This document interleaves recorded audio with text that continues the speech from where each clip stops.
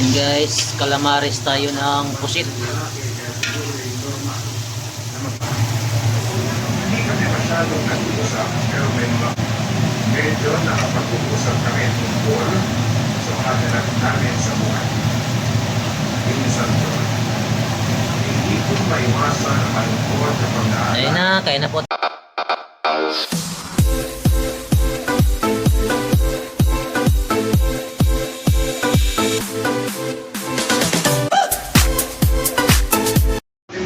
Ayan guys, magluto tayo ng adobong pusit. Ayan, luto na rin yung ating calamares. Gisa tayo ng bawang, loya at saka sibuyas.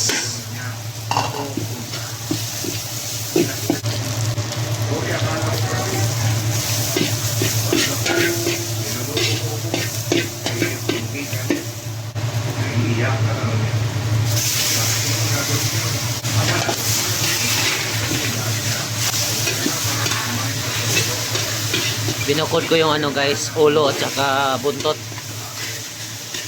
Adobo, mayroon din akong buo na hindi ko hiniwa. Dahil yung gitna ginawa nating calamares. Ayan. May oras din ang nakalbot niya ako at ang tumatagal ay nakakaroon ako ng pagkakakal sa relasyon na sa pamilya.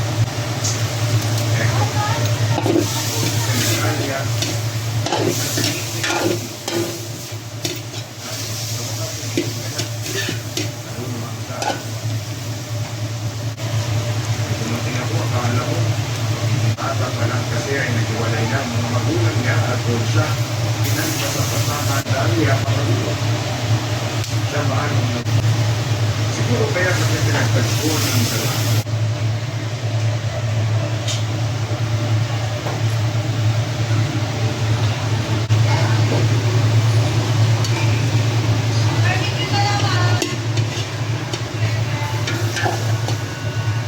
So may bahay na umulo ating pagkulang na mga tao. Pagkakala ko rin po ng tupol dahil pinasawa akong maliit, responsable, at mahimik na si Mark. Sama ang dalawa namin anak na sila Max at Mira. Pareho masayahin at pagkain ang lahat.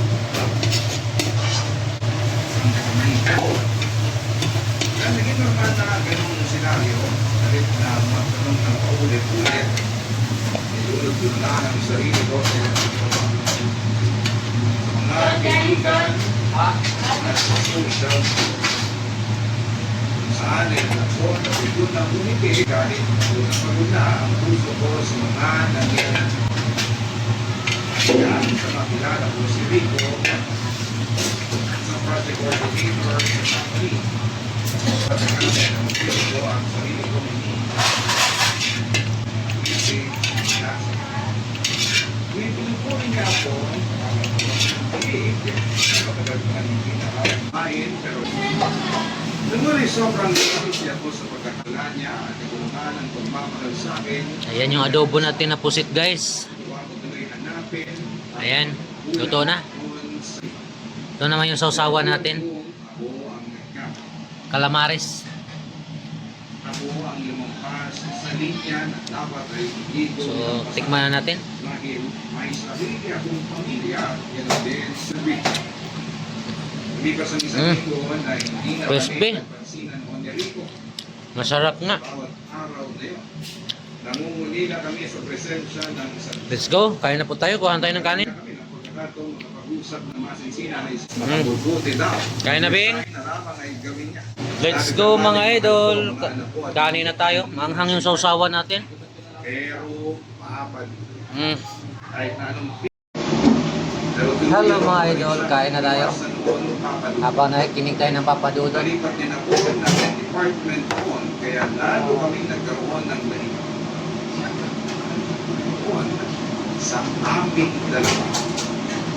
Saing? Sinubukan ko ayusin ang Kaya na, sarili Son? ko at ang relasyon namin ang asawa ko noong panahon na yun, papadulot. Sobrang effort at ginawa ko para lamang bumalik ang dami. Ayon na ako bumuwi para ipagluto ang magama ko. Malaking pusit. Mag-overtime, umapawi ako sa kanila, nabukas. Hanggang sa may isang beses na napansin ko may kausap si Marcos sa sawa. Alam mo na yun, nasa CR ako at wala siyang alam ng uwi ako. Narinig ko ng malinaw ang usapan nila. Lalong suma ang pagkaramdam ko nung marinig kong sweet niyang sinabi sa kausap niyang salitang pagbawi ako sa susunod, I love you. Beses namin Guys, sabay na kumuha tayong sabaw. ng pag-iisa ng Sabaw. At simula noon, sa bawat araw ay unti-unti bumabalik ang aming Sinigang sa miso guys. Ano to? Salmon. na matagal nang nawala sa aming dalawa.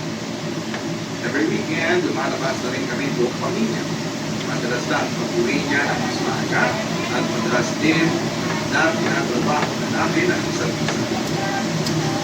Akala ko ay magiging okay na ang lahat sa pagitan namin dalawa ni Marco, pero hindi ko alam. May isa pa palang susubok sa akin ang panahon na yun, Papa Dudo. Sa bagong department, panigurata ko ay nakinanap ko si Marma. Pinatang panit sa mga panahon na sinusubukan kong bumawi kay Mark. Si Marma naman ang naging comfort zone ko sa bawat araw na nahihirapan ako sa buhay. Sa bawat araw na malamig sa akin ang asawa. Mukhang pinuso pero tuluyan na naman akong nahulog sa maligtang. Doon ko rin tuluyan nasira ang sarili kong respeto dahil nalaman ni Marco ang lahat ng tungkol sa amin ni Marma. Sa araw habang nasa trabaho ako ay nag-message sa akin si Mark. Sinabi niya, alam na daw niya ang lahat. Pag nagawa ko umuwi, para kong pinuhusan ng malamig na tubig o nabasa. Hindi ko alam kung paano niya nalaman. Ramdam ko tuluyan ang wasak ang relasyong meron kami bilang mag-asawa. Sinubukan kong ayusin ang lahat, papaluto. Umuwi para kausapin siya pero hindi niya ako pinapasok. Hindi rin niya ako pinalapit sa mga anak. Kaya ako sa labas ko at nalito sa halos magpaawa na pagkakit na niya ako. Parang wala siyang narinig. Mula noon ay nagsimula na ang higyan sa buhay ko papaluto. Naging mahirap si Marco sa kahit hindi na nakakausap ang asawa ko, papaluto. Sila sa cellphone. Hindi ko naubos guys. Malaking pusit. Sarili ko kung nagawa ko Bye-bye. kasi na ang pag-usapan namin ay kaya ko rin